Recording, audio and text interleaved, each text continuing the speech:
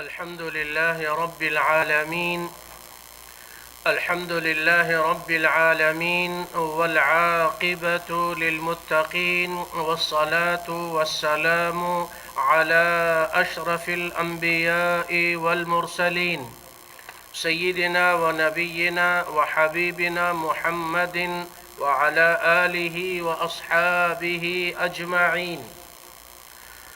اللهم صل وسلم وبارك على سيدنا ونبينا محمد وعلى آله وأصحابه أجمعين. أما بعد، قال المؤلف الإمام ابن القيم رحمه الله تعالى في كتابه في الحديث الذي رواه سعيد بن المسيب رحمه الله تعالى قال رسول الله صلى الله عليه وسلم: رأيت رجلا من أمتي يتقي وهج النار وشررها فجاءته صدقته فصارت سرا بينه وبين النار وظلا على رأسه. اللہ سبحانہ و تعالی کے فضل و کرم اور اس کی توفیق و احسان سے ہم اس حدیث مبارک کو پڑھ رہے ہیں، جس طویل حدیث مبارک میں رسول اللہ صلی اللہ علیہ وسلم نے کئی اہم امور کو بیان فرمایا ہے۔ سب سے پہلی چیز والدین کے ساتھ حسن سلوک سے متعلق گفتگو ہوئی، اس کے بعد پھر اللہ سبحانہ و تعالی کا کثرت سے ذکر کرنا، اور اہم نیکیوں میں تیسری نیکی کا تعلق وضو سے تھا، طہارت سے تھا، اور چوتھی نیکی کا تعلق نماز سے تھا، اور پانچویں نیکی کا تعلق وہ جو اس حدیث مبارک میں بیان کیا گیا وہ طہارت ہی سے متعلق غسل جنابت سے تھا، اور اس میں چھٹی چیز جو حج اور عمرے سے متعلق ہم نے کچھ گفتگو کی تھی۔ ساتویں نمبر پر جو چیز بیان کی گئی ہے اس کا تعلق صدقہ کرنے سے ہے۔ لغت اور لغوی اعتبار سے صدقہ یہ صدق سے ہے، صدق سچائی کو کہتے ہیں، اور اسی سے ہے صدقہ۔ قرآن پاک میں مال خرچ کرنے کو صدقہ بھی کہا گیا، اور جب جہاد اور قتال کا بیان مختلف آیات میں ہوا تو یہ آیت کریمہ بار بار قرآن میں آ رہی ہے: جاہدوا باموالکم وانفسکم، جاہدوا باموالکم وانفسکم۔ قرآن میں جہاد کا ذکر زیادہ تر جو آیا ہے اس میں پہلے مال کا ذکر ہے اور اس کے بعد نفس کا ذکر ہے، یعنی اللہ کے راستے میں جہاد کرو اپنے مال سے، اور اللہ کے راستے میں جہاد کرو اپنی جان سے، تو مال کو جان پر مقدم کیا گیا ہے۔ اکثر آیات میں جاہدوا باموالکم وانفسکم۔ ابو داؤد کی ایک حدیث میں تیسرا لفظ بھی اس کے ساتھ آیا ہے: باموالکم وانفسکم والسنتکم۔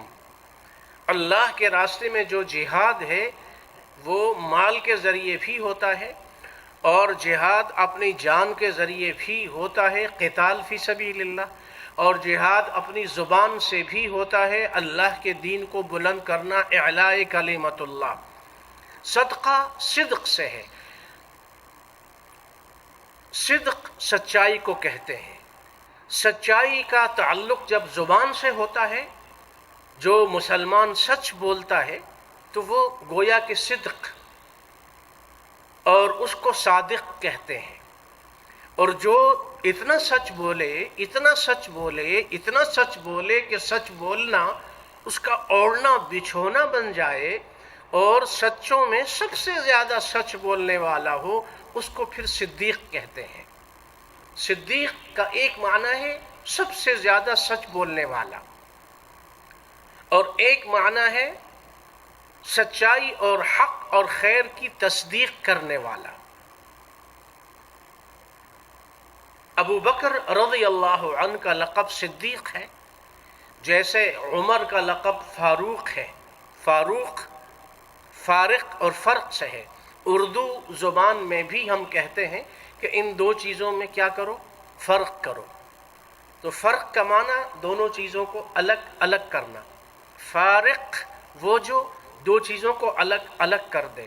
فاروق کو فاروق اس لیے کہتے ہیں کہ انہوں نے حق کو باطل سے الگ کر دیا اور حق کا ساتھ دیا تو وہ فاروق کہلائے۔ ابو بکر نے جب سچائی میں حد کر دی، ابراہیم علیہ السلام کا جب ذکر آیا قرآن پاک میں سورہ مریم میں، تو اللہ نے فرمایا وَاذْكُرْ فِي الْكِتَابِ ابراہیم۔ نبیوں کا جب ذکر کرو تو ابراہیم کا ذکر بھی کیا کرو، اِنَّهُ كَانَ صِدِّيقًا نَبِيًّا۔ ابراہیم سب میں زیادہ سچ بولنے والوں میں سے تھے۔ تو ابراہیم کو قرآن میں اللہ نے صدیق کا لقب دیا، اور ابو بکر رضی اللہ عنہ جو خلیفہ اول ہیں والخلیفہ بلا فصل ہیں، اور انبیاء کے بعد، نبیوں کے بعد تمام انسانوں میں صحابہ ہوں یا غیر صحابہ ہوں سب سے افضل ہیں۔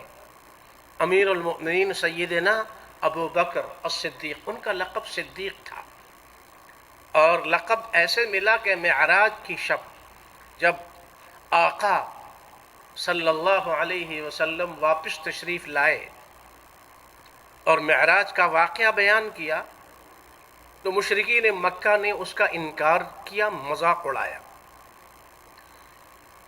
سیدنا ابو بکر رضی اللہ عنہ کا گزر ہوا مشرکین مکہ کی ایک مجلس پر سے، انہوں نے بلایا اور کہا کہ ارے تم نے سنا تمہارا جو دوست ہے جس کے تم دوست ہو، صاحب صحبت سے ہے۔ صحابی کو صحابی اس لیے کہتے ہیں کہ اس نے نبی کی صحبت پائی ایمان کے ساتھ، اور اس ایمان پر انتقال ہوا۔ صحابی کو صحابی اس لیے کہتے ہیں۔ صحبت کے بہت سارے معنی ہیں۔ ایک معنی ہے کسی کی صحبت میں بیٹھنا، یعنی کسی کی مجلس میں بیٹھنا، کسی کے پاس زیادہ دیر تک بیٹھنا، صحبت کہتے ہیں۔ اچھی صحبت، بری صحبت، اچھے دوست، برے دوست، زیادہ وقت گزارنا۔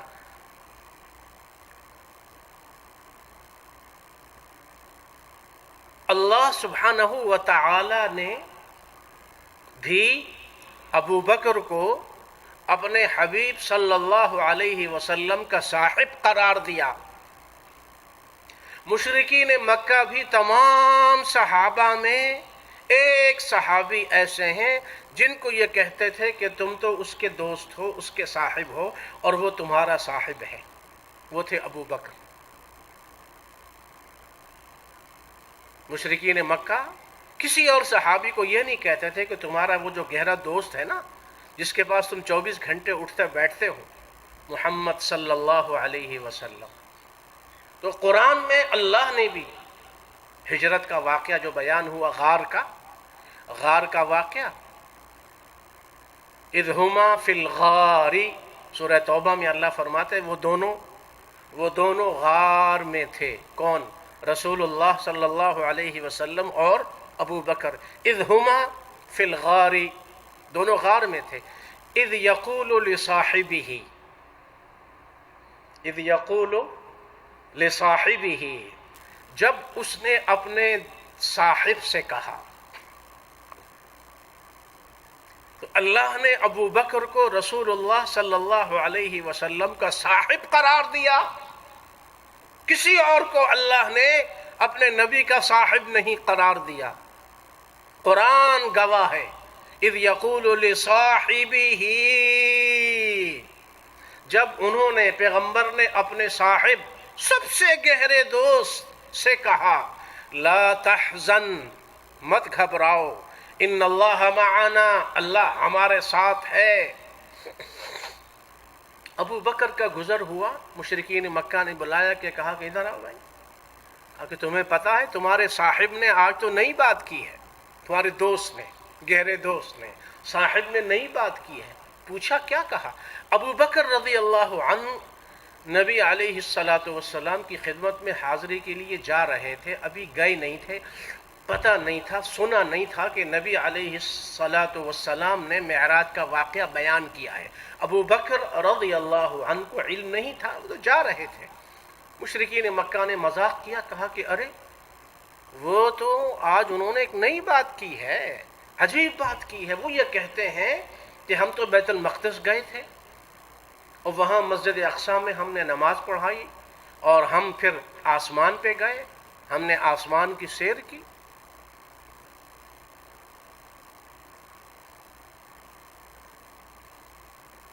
تو ابو بکر رضی اللہ عنہ نے فوراً کہا کہ اس میں اچنبھے کی، حیرت کی کیا بات ہے؟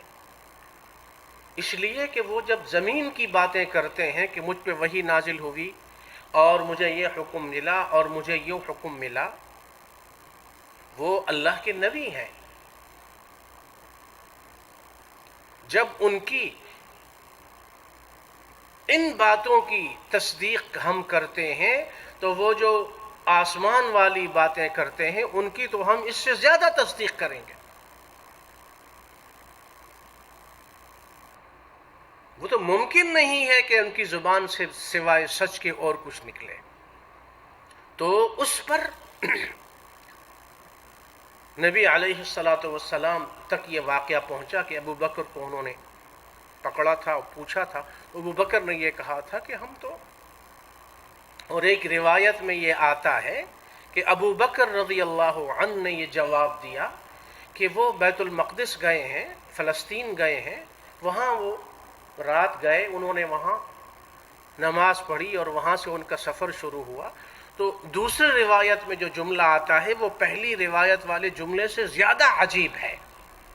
وہ یہ ہے کہ ابو بکر رضی اللہ عنہ نے یہ فرمایا کہ وہ تو آسمان کی باتیں کرتے ہیں کہ آسمان سے وحی نازل ہوتی ہے، آسمان سے فرشتہ آتا ہے، وحی لے کے آتا ہے، اللہ کا پیغام لے کے آتا ہے، آسمان سے فرشتہ آتا ہے۔ جب میں ان کی آسمان والی باتوں کی تصدیق کرتا ہوں تو زمین والی بات کی کیسے تصدیق نہ کروں؟ انہوں نے تو یہ کہا کہ ہم فلسطین گئے نا، بیت المقدس زمین ہے، یہ تو وہ تو آسمان والی باتیں کرتے ہیں کہ آسمان سے فرشتہ آتا ہے وحی لے کے۔ جب اس بات کی میں تصدیق کرتا ہوں تو زمین کی بات کی تصدیق کیسے نہ کروں؟ یہ تو معمولی بات ہے آسمان کے مقابلے میں۔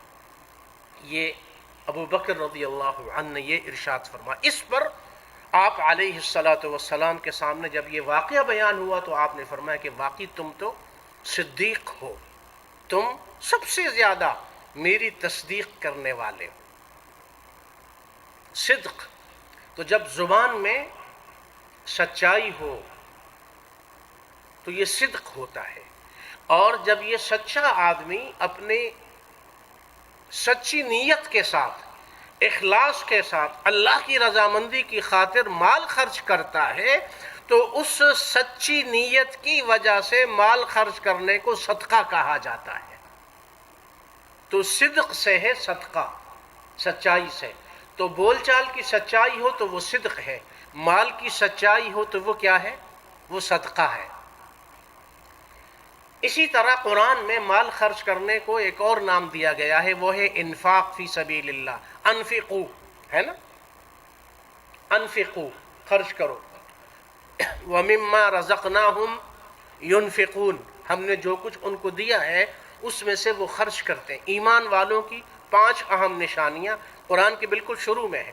الذین یؤمنون بالغیب،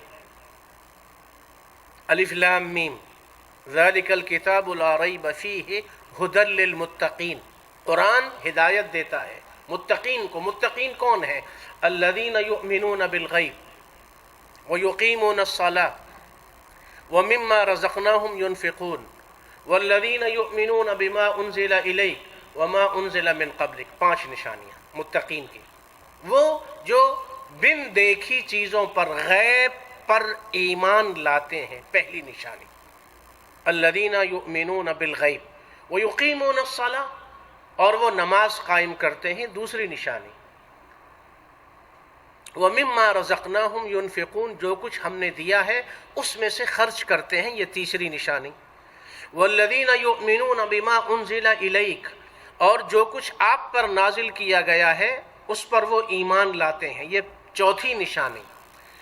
وَمَا أُنزِلَ مِن قَبْلِكَ وَبِالْآخِرَةِ هُمْ يُوقِنُونَ، جو کچھ آپ پر نازل ہوا اس پر بھی ایمان لاتے ہیں، جو آپ سے پہلے نازل ہوا اس پر بھی ایمان لاتے ہیں، یعنی تمام آسمانی کتابوں پر اور قرآن پاک پر۔ اور پانچویں نشانی وَبِالْآخِرَةِ هُمْ يُوقِنُونَ، اور آخرت کے دن پر ان کا پکا یقین ہے۔ اولئک علی ھدی من ربہم، یہی وہ لوگ ہیں جن کو ان کے رب نے ہدایت دی۔ واولئک ھم المفلحون، تو اس میں ہے ومما رزقناہم ينفقون، انفاق کے معنی خرچ کرنا۔ انفاق اصل میں ہم نے بتایا کہ صدقہ صدق سے ہے۔ صدقے کا معنی آپ کو ہم نے بتایا، لفظی معنی، لغوی معنی، صدقہ کو صدقہ اس لیے کہتے ہیں یہ صدق سے نکلا ہے۔ اور مال خرچ کرنے کا دوسرا نام ہے انفاق فی سبیل اللہ، انفقوا ينفقون، یہ ہے نفق سے۔ نفق عربی زبان میں سرنگ کو کہتے ہیں، چینل، سرنگ، جس کا ایک راستہ داخل ہونے کا ہوتا ہے اور دوسرا راستہ نکلنے کا ہوتا ہے۔ سرنگ میں جب آدمی جاتا ہے ایک راستے سے داخل ہوتا ہے، دوسرے راستے سے نکلتا ہے۔ اور نفق ایک وہ ہوتا ہے جو دو دروازوں والا ہوتا ہے، جیسا کہ ہم نے بتایا، ایک دروازے سے داخل ہونا، دوسرے سے نکلنا۔ جیسے نفق ہے مکہ مکرمہ میں، نفق سرنگ، آدمی داخل ہوتا ہے آگے سے نکلتا ہے۔ نفق کو نفق اس لیے کہتے ہیں کہ جیسے دو راستوں کا مطلب یہ ہوتا ہے کہ اس میں آنا جانا رہتا ہے، ایک دروازے سے آدمی گیا اور دوسرے سے آ گیا۔ مال خرچ کرنے کو انفاق اس لیے کہتے ہیں کہ جو مال بندہ خرچ کرتا ہے یہ صرف جاتا نہیں ہے بلکہ جا کے واپس بھی آتا ہے۔ کیسے واپس آتا ہے؟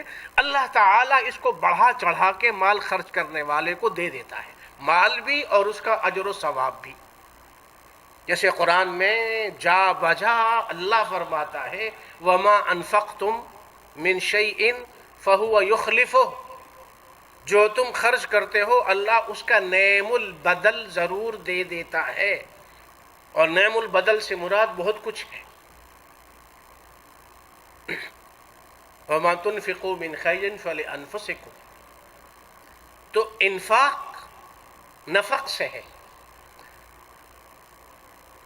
دو راستے، مال گیا نہیں، ایک راستہ ہوتا تو پھر یہ ہوتا کہ مال گیا تو گیا، دوسرے راستے کا مطلب یہ ہے کہ جو گیا ہے دوسرے راستے سے واپس آئے گا۔ اسی لیے آقا صلی اللہ علیہ وسلم نے تین باتوں پر قسم کھائی ہے، فرمایا ثلاث اقسم علیہن، تین باتوں پر میں اللہ کی قسم کھاتا ہوں۔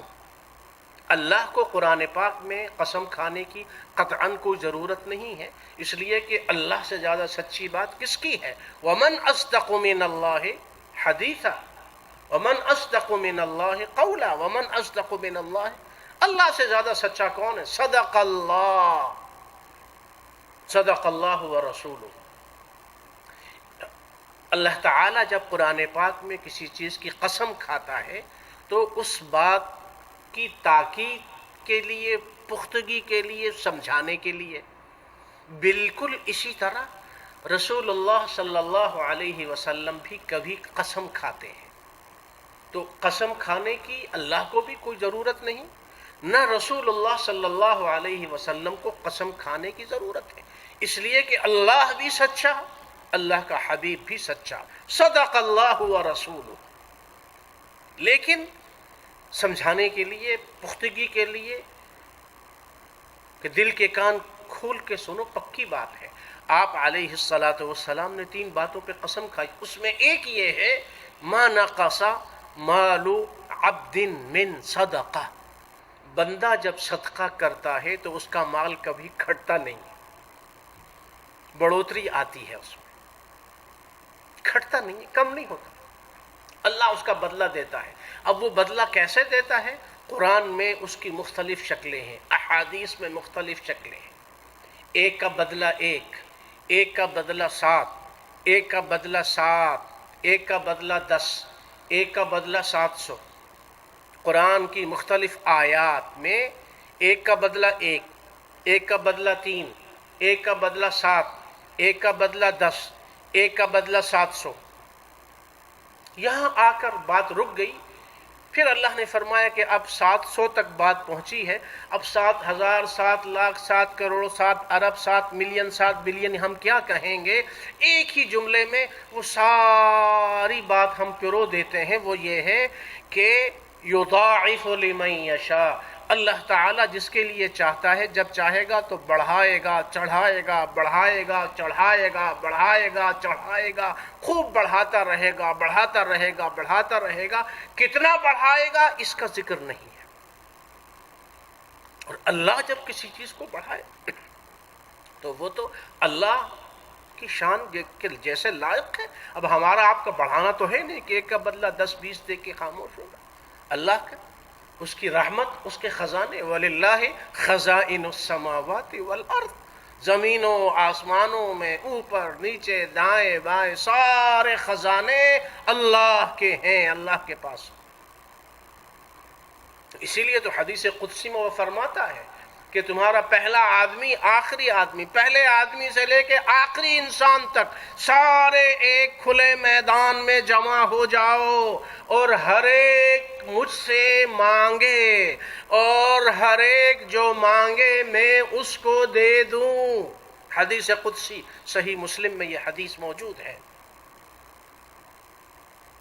پہلے انسان سے لے کے آخری انسان تک کھلے میدان میں جمع ہو جاؤ، اور علی صعید، کھلے میدان میں، اور ہر ایک مانگے، اور ہر ایک جو کچھ مانگے میں اس کو دے دوں۔ میرے خزانوں میں اتنی کمی نہیں آئے گی کما ادخل المخیط فی البحر، جیسے سوئی کا ناکا یا سوئی کا سرا سمندر میں ڈبو دو اور اس کے بعد اس کو نکالو تو کتنے پانی کے قطرے اس کے ساتھ لگیں گے، اتنی کمی اللہ کے خزانے میں نہیں آتی۔ انفاق فی سبیل اللہ، تو انفاق نفق سے ہے۔ دو، مال جاتا ہے آتا ہے،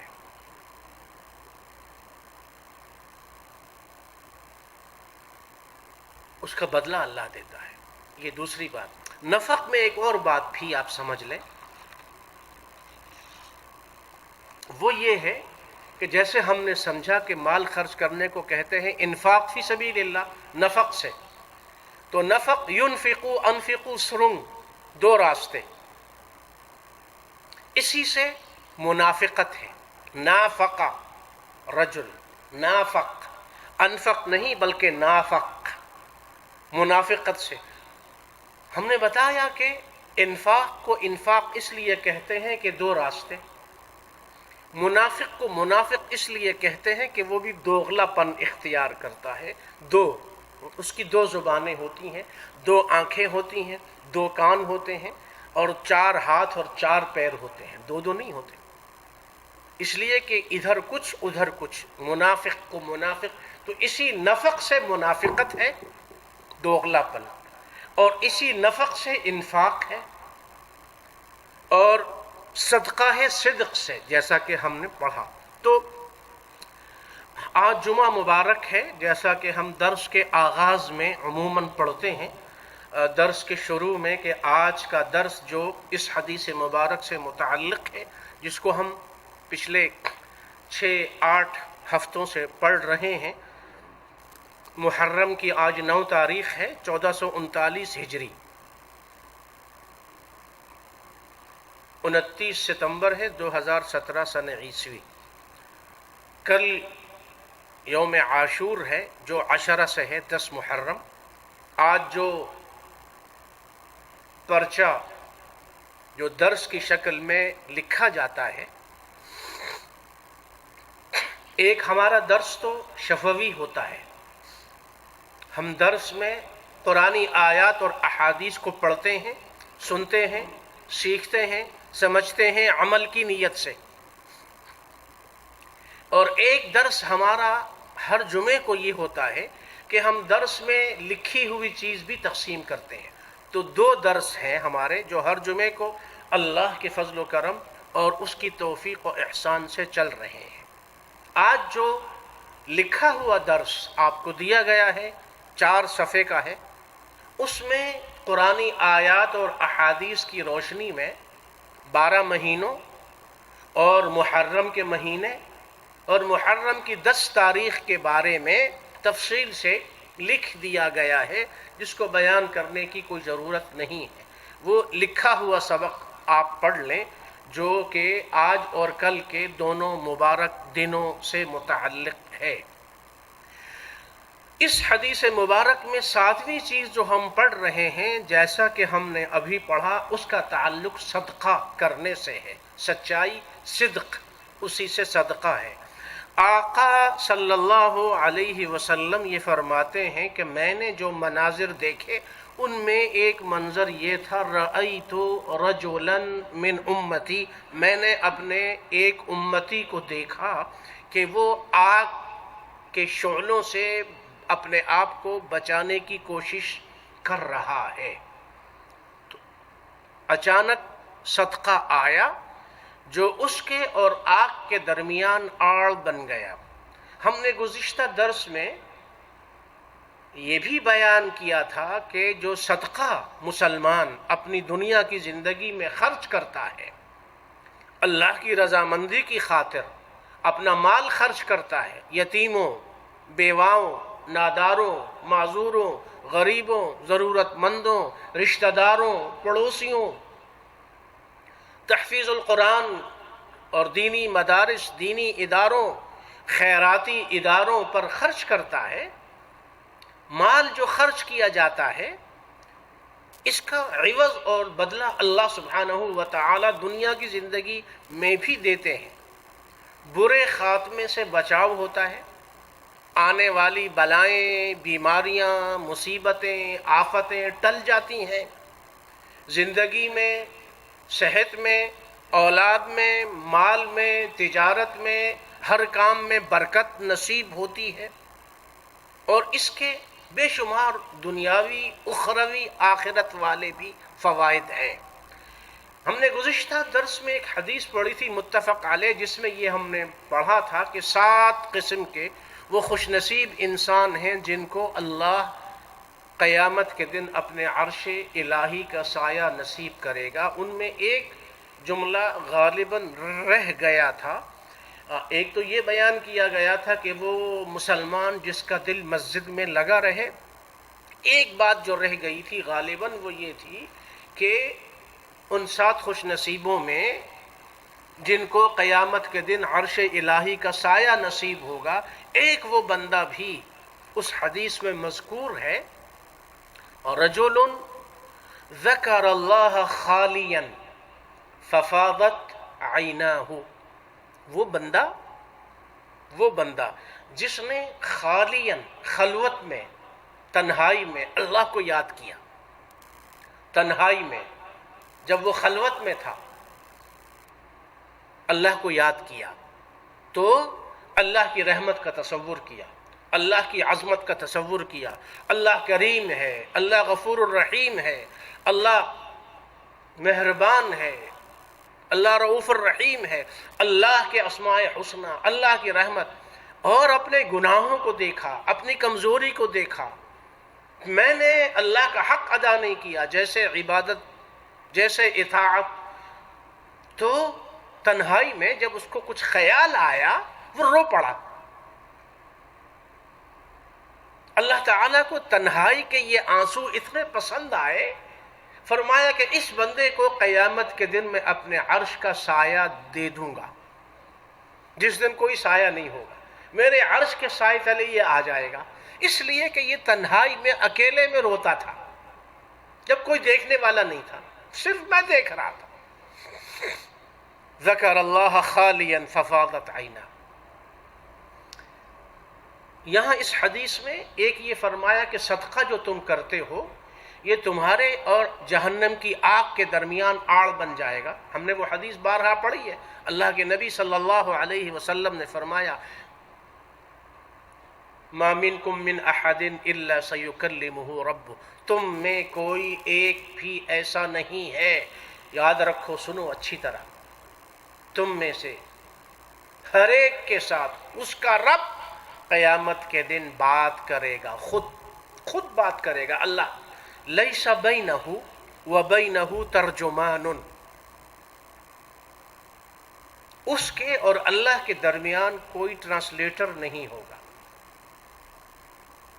اللہ جس زبان میں بات کرے گا بندے کو وہ زبان آئے گی، اللہ خود بات کرے گا، کسی کے ذریعے نہیں، کسی کے واسطے سے نہیں کہ بھئی تم اس کو بتاؤ، نہیں، اللہ خود بات کرے گا، پوچھے گا۔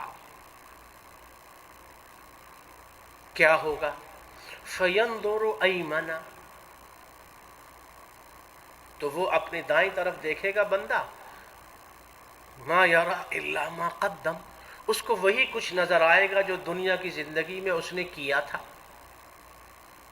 وَيَنْظُرُ أَشْأَمَ، اپنی لیفٹ بائیں طرف دیکھے گا، مَا يَرَى إِلَّا مَا قَدَّمَ، وہی کچھ نظر آئے گا جو دنیا کی زندگی میں اس نے کیا تھا، بھیجا تھا۔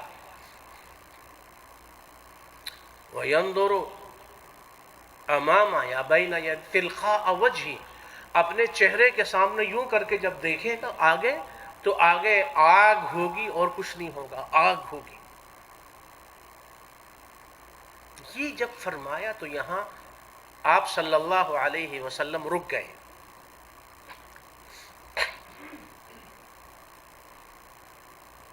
یہاں جب پہنچے تو رک گئے، جب یہ بات کی، اس کے بعد پھر اگلی بات یہ کی، اتقوا النار ولو بشق تمرہ، اتقوا النار ولو بشق تمرہ، جہنم کی آگ سے اپنے آپ کو بچاؤ، خواہ وہ آدھی کھجور کے ذریعے ہی کیوں نہ ہو۔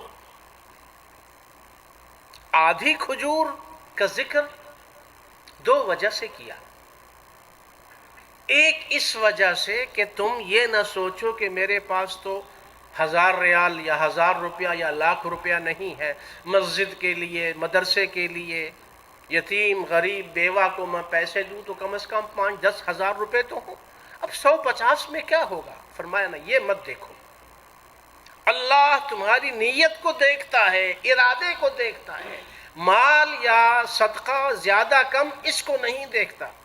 ان اللہ لا ينظر الى صورکم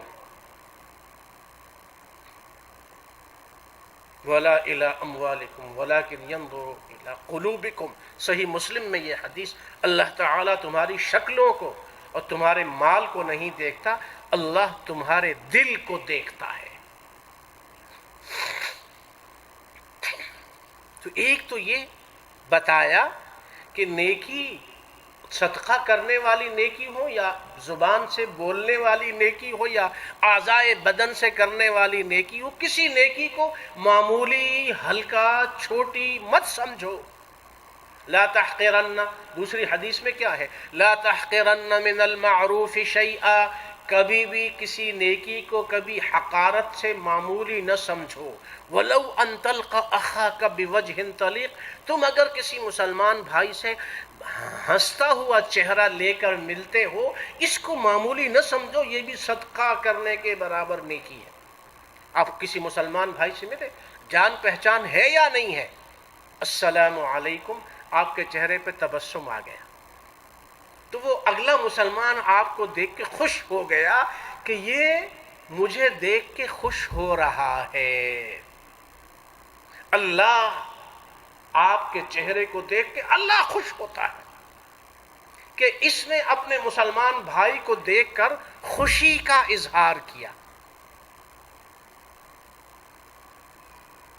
تو ایک تو یہ آدھی کھجور کا مطلب یہ ہے کہ تم صدقے کو معمولی نہ سمجھو، آدھی کھجور بھی ہو تو دے دو، اللہ اگر اسے قبول کر لے اور تمہاری نجات کا ذریعہ یہی بن جائے۔ تو ایک تو مال جو خرچ کیا جاتا ہے اس کو، اور دوسرا یہ کہ نیکی کوئی بھی ہو اس کو کبھی بھی ہلکا نہ سمجھو۔ جو بھی نیکی کرنے کی توفیق ملتی ہے، بھئی میں قرآن ایک سپارہ میں پڑھ نہیں سکتا، ایک سورت پڑھ نہیں سکتا، اب ایک آیت دو آیت سے کیا ہوتا ہے؟ نہیں، آپ ایک لفظ پڑھ لو قرآن کا، بس پڑھنے والوں میں شمار تو ہو جائے گا نا۔ اعوذ باللہ من الشیطان الرجیم، بسم اللہ الرحمن الرحیم، الحمد للہ رب العالمین، صدق اللہ العظیم، بس پڑھ کے سو جاؤ۔ سورہ فاتحہ بھی پوری نہ پڑھو، الف لام میم بھی پوری نہ پڑھو، لیکن آپ نے اعوذ باللہ پڑھا، بسم اللہ پڑھا، سورہ فاتحہ کی ایک آیت پڑھی، تو قرآن پڑھنے والوں میں رات کو جو قرآن پڑھ کے سوتے ہیں ان میں آپ کا شمار ہو گیا۔ نیکی کو معمولی نہ سمجھو۔ آپ باتھ روم گئے ہیں، آپ نے پیشاب کیا، پیشاب کرنے کے بعد آدمی لازماً استنجا تو کرتا ہے، پانی سے دھوتا ہے اپنے بدن کو، تو جب آپ نے استنجا کیا اس کے بعد واش بیسن میں آپ آتے ہیں، اپنا ہاتھ بھی دھوتے ہیں، منہ بھی دھوتے ہیں، تو جب آپ ہاتھ منہ دھوتے ہیں تو چلو لگے ہاتھوں آپ وضو کر لو، ہاتھ منہ تو ویسے بھی دھو رہے ہیں نا، تو ہاتھ بجائے یہاں تک دھونے کے آپ پورے بازو تک ہاتھ دھو لیں، وضو ہو جائے گا آپ کو۔ جب آپ نے استنجا بھی کر لیا، وضو بھی کر لیا، اور آپ فارغ ہو کے آئے تو سونے سے پہلے، بستر پر لیٹنے سے پہلے کھڑے کھڑے 2 رکعت نفل پڑھ لیں، 5 منٹ لگتے۔ کسی بھی نیکی کو معمولی نہ سمجھو۔ اس لیے آج کی رات اگر زندگی کی آخری رات ہے، موت آ گئی تو ایسی موت آئی کہ آپ پاک تھے، وضو سے تھے، 2 رکعت نفل پڑھ کے سوئے تھے، آخری عمل اللہ کے ہاں جو لکھا گیا آپ کا وہ نماز تھی، آخری عمل جو لکھا گیا اللہ کے ہاں آپ کا وہ درود شریف جو آپ نے پڑھا سوتے ہوئے سونے کی دعا آپ نے پڑھی۔ اسی لیے احادیث میں یہ آتا ہے کہ اللہ کے ہاں جو چیز دیکھی جاتی ہے وہ ہر مرنے والے کا آخری کام دیکھا جاتا ہے کہ مرتے ہوئے اس نے کیا کیا۔ انما الاعتبار للخواتین، آخری چیز دیکھی جائے گی۔ صدقہ بہت بڑی نیکی ہے، تو اس حدیث مبارک میں یہ فرمایا کہ صدقہ یہ آڑ بن جائے گا جہنم اور صدقہ کرنے والے کے درمیان، اور قیامت کے دن اس کے لیے سائبان بنے گا، سایہ بنے گا۔ اور وہ احادیث ہم نے پڑھی ہیں جن میں بار بار یہ لفظ آتا ہے کہ صدقۃ السر، خفیہ طریقے سے صدقہ کرنا، کسی کو دکھائے بغیر، چپکے سے، خاموشی سے، کسی کو بتائے بغیر، دکھائے بغیر، چپکے سے، خاموشی سے۔ فرمایا اس سے 2 کام ہوتے ہیں، ایک تطفئ غضب الرب، اللہ کا غصہ ٹھنڈا ہو جاتا ہے۔ آگ پہ پانی ڈالے، ٹھنڈی ہو گئی۔ اللہ کا غصہ ٹھنڈا کرنا ہو تو صدقہ کرو، اللہ کا غصہ ٹھنڈا ہو جاتا ہے۔ اور دوسرا یقی مصارع السوء، برے خاتمے سے اللہ اس بندے کو بچا لیتا ہے۔ اگر تم یہ چاہتے ہو کہ ایمان پر خاتمہ ہو، مرتے ہوئے زبان کلمے پہ چلے، لا الہ الا اللہ محمد الرسول اللہ پہ چلے، تو صدقہ کرو۔ اور تیسری روایت میں یہ ہے فعل المعروف، فعل المعروف، نیکی کا کوئی بھی کام۔ اور فعل المعروف میں علماء نے 2 باتیں بیان کی ہیں۔ فرمایا ایک فعل المعروف ہے بندہ اپنی طرف سے کوئی نیکی کرے، یہ بھی معروف ہے، جیسے کہتے ہیں نا امر بالمعروف نہی عن المنکر۔ کیا معنی؟ امر بالمعروف، دعوت و تبلیغ۔ امر بالمعروف، معروف کہتے ہیں نیکی کو، اچھائی کو، ہر وہ بات جو سب کو پتہ ہو کہ یہ بات اچھی ہے، معروف۔ اور معروف کی ضد ہے منکر، معروف منکر۔ امر بالمعروف کا کیا معنی؟ امر بالمعروف کا معنی نیکیوں کی تلقین کرنا، نیکیوں کا حکم دینا، یہ ہے امر بالمعروف۔ نہی عن المنکر، برائی سے منع کرنا۔ معروف ایک یہ ہے، اور معروف کا دوسرا معنی علماء نے بیان کیا ہے دوسروں کے ساتھ حسن سلوک کرنا، دوسروں کے ساتھ نیکی کرنا۔ اللہ کی جو دوسری مخلوق ہے اس کے ساتھ حسن سلوک کرنا ہے جہاں میں وہی لوگ اچھے آتے ہیں جو کام دوسروں کے، تو یہ فعل المعروف ہے۔ اور مسند بزار میں یہ حدیث ہے کہ لا یخرج رجلا شیئا من الصدقۃ حتی یفک منها لحیی 70 شیطانا۔ بندہ جب صدقہ کرتا ہے تو اللہ تعالیٰ اس کو 70 قسم کے شیطان یا شیطان کے 70 قسم کے دھوکوں سے بچا لیتا ہے۔ اور طبرانی کی معجم کبیر میں حدیث ہے کہ الصدقۃ تسد 70 بابا من السوء، صدقہ برائی، آفت، بیماری، پریشانی کے 70 دروازوں کو بند کر دیتا ہے۔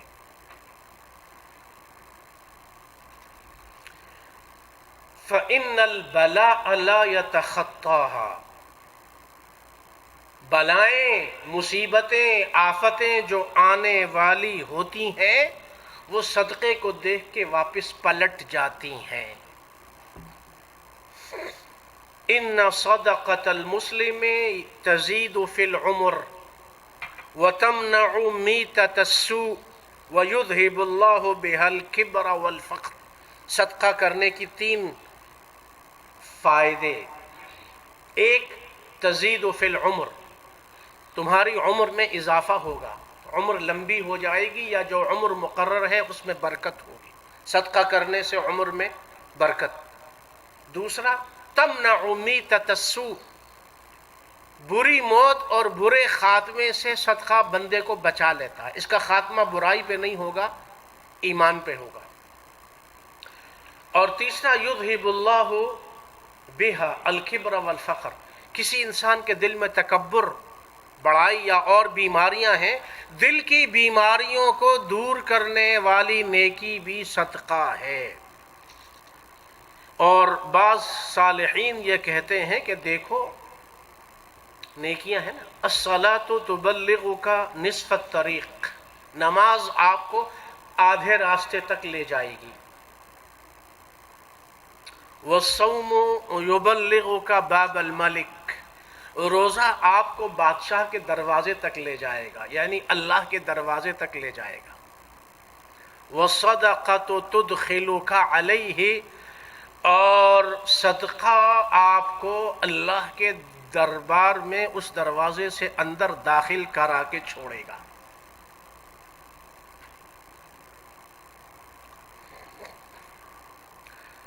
اور یہ مسند احمد ابن حنبل میں ہے کہ جب ان المیت اذا وضع فی قبرہ، جب میت کو قبر میں رکھا جاتا ہے، فإن كان مؤمنا كانت الصلاة عند رأسه والصيام عن يمينه والزكاة عن شماله وكان فعل الخيرات من الصدقة والصلة والمعروف والإحسان عند رجليه۔ میت کو جب قبر میں دفن کیا جاتا ہے تو نماز آ جاتی ہے اس کے سر کی طرف سے، اور روزہ آ جاتا ہے دائیں طرف سے، اور زکوٰۃ آ جاتی ہے بائیں طرف سے، اور نیک کام جو اس نے کیے ہوتے ہیں زکوٰۃ کے علاوہ صدقہ کرنے والی نیکی، رشتہ داروں کے ساتھ حسن سلوک والی نیکی، صلہ رحمی، والمعروف، اور دوسرے انسانوں کے ساتھ حسن سلوک، دوسروں کی خدمت کرنا، دوسروں کی مدد کرنا، دوسروں کے ساتھ تعاون کرنا، دوسروں کی دعائیں لینا، یہ سب اس میں شامل ہے۔ ایک ہے فعل الخیرات، ایک ہے معروف، ایک ہے احسان.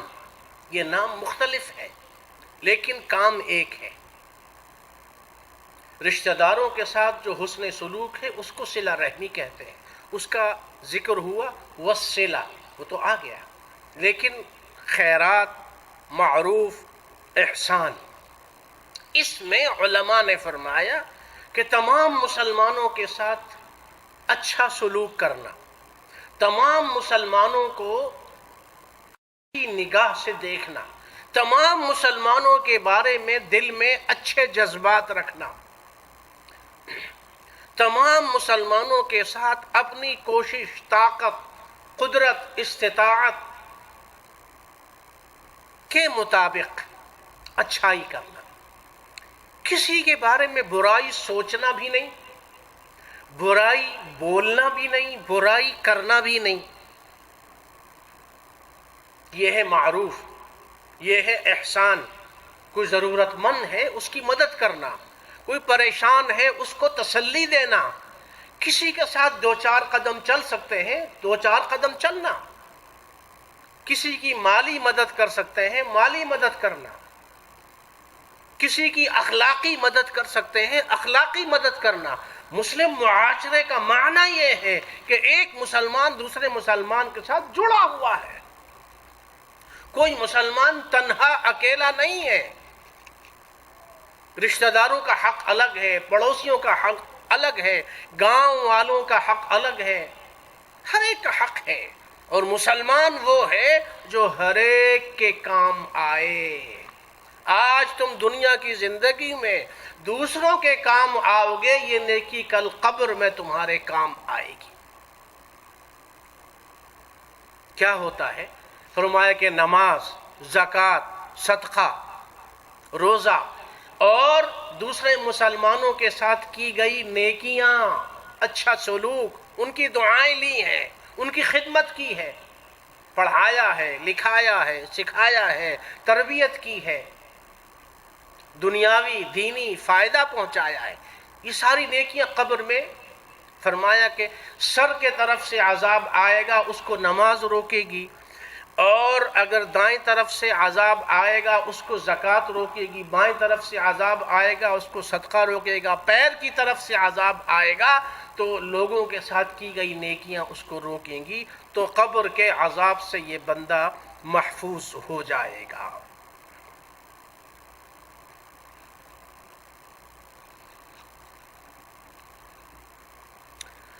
تابعین میں سے بعض تابعین ایسے ہیں، ان کے بارے میں امام ابن خزیمہ نے اپنی صحیح میں لکھا اور بعض دوسرے محدثین نے. ایک ابو الخیر تھے، ایک اور تھے. فرمایا کہ وہ جب بھی 5 وقت مسجد میں آتے تو اپنے ساتھ کوئی نہ کوئی چیز ضرور لے کے آتے. کبھی نقد پیسے، کبھی گھر سے کھانا لے آتے، کبھی کا ہم کیک کہتے ہیں، میٹھی روٹی اس زمانے میں اس کو کا کہتے ہیں. کا کی بلڈنگ یا کا ایک محلہ بھی ہے مکہ میں جہاں میٹھی روٹی بنتی تھی اس زمانے میں، جس کو آج کل ہم کیک کہتے ہیں. کبھی وہ میٹھی روٹی لے آتے. اور کبھی کچھ بھی نہ ملتا تو گھر والوں سے کہتے کہ مجھے اللہ سے حیا اور شرم آتی ہے کہ میں اس کے گھر جاؤں اور وہ نماز پڑھنے، تلاوت کرنے، ذکر کرنے کے بعد نیکیوں سے میری جھولی بھر کے مجھے واپس بھیجے اور میں خالی جھولی لے کر جاؤں. مجھے اچھا نہیں لگتا. وہ ہر نماز میں میری جھولی بھر کے مجھے واپس بھیجے اور میں خالی ہاتھ جاؤں، مجھے اچھا نہیں لگتا. تو گھر والوں سے کہتے کچھ بھی نہیں ہے. گھر والے کہتے کچھ بھی نہیں ہے، کھانا بھی نہیں بچا، آٹا بھی نہیں، گندم بھی نہیں، روٹی بھی نہیں، میٹھی روٹی بھی نہیں. تو فرماتے تھے کہ اچھا پیاز، لہسن، کوئی کچی سبزی ہے وہی دے دو. تو ایک ان کے نوجوان ساتھی ہیں جو ان کے بھتیجے ہوتے تھے. انہوں نے ایک مرتبہ کہا کہ چچا جان، آپ مسجد میں پیاز لہسن لے آتے اپنی آستین و جیب میں رکھ کے، اس کی بدبو آتی ہے، مت لایا کریں آپ. تو کہنے لگے بھتیجے میں کیا کروں، میں تو کوشش کرتا ہوں کہ کوئی اچھی چیز کھانے کی ملے، لیکن کبھی ایسا ہوتا ہے کہ ہمارے گھر میں کچھ بھی نہیں ہوتا، تو میں یہ چاہتا ہوں کہ کچھ بھی ہو لیکن میں خالی ہاتھ اللہ کے گھر میں نہ آؤں۔ تو مجھے اور کچھ نہیں ملتا، میں پیاز لہسن ہی لے آتا ہوں، جو غریب غربا ہیں ان کو کسی کو پیاز دے دیتا ہوں، کسی کو ٹماٹر دے دیتا ہوں، کسی کو لہسن دے دیتا ہوں۔ مجھے اچھا نہیں لگتا، اس لیے کہ میں نے یہ سنا ہے کہ ہر آدمی اپنا صدقہ جو کرے گا اس کے سائے تلے کھڑا ہوگا قیامت کے دن۔ تو میں یہ چاہتا ہوں کہ ہر نماز کے لیے میں جاؤں تو میں اپنے لیے ایک سائبان بنا لوں۔ صلی اللہ وسلم وبارک علی سیدنا محمد وعلی آلہ واصحابہ اجمعین برحمتک یا ارحم الراحمین۔